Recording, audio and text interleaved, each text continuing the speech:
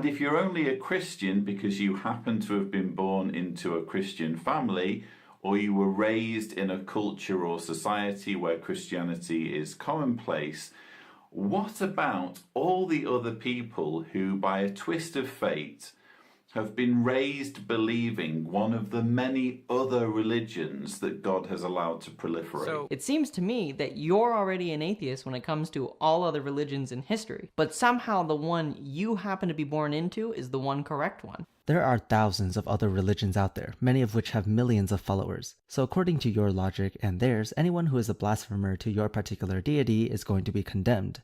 Hello there guys, I am Mr. Brass, and the vids you have seen were to show the genetic fallacy in action. The genetic fallacy is when you try to invalidate a position by showing how a person came to the position.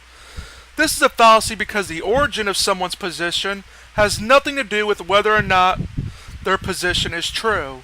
For example, my belief that the Earth is billions of years old could solely stem from the fact that I saw the claim on a billboard and I trusted it. Now, would simply saying how I came to the belief invalidate the position that the Earth is billions of years old?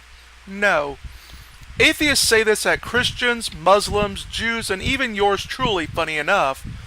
I could always throw this back at atheists and say if they were born in one of the European countries they love to brag about so much, they'd most likely be atheist. Therefore, atheism is disproved. This is also especially funny coming from an American atheist who says that Christians are only Christians because they were born in America, because they are a counterexample to their own claim.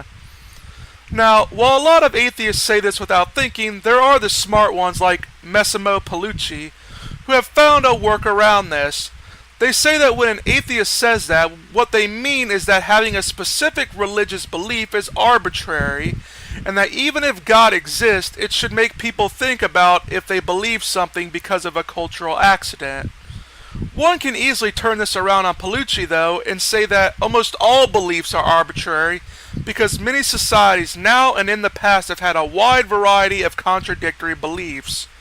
No matter what you believe in, whether it be the shape of the earth, politics, social norms, views on science in general, etc., all these things are shaped by society in some way, and how people came to them is kind of irrelevant.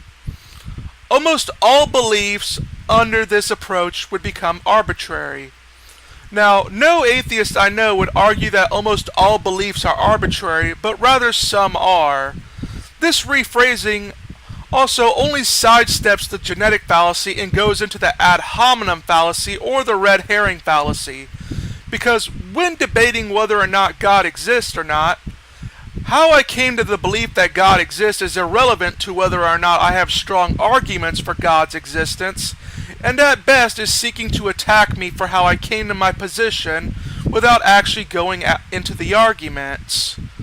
With all this said, I hope this makes atheists think more clearly when they make this statement. This is Mr. Brass saying goodbye and get wise.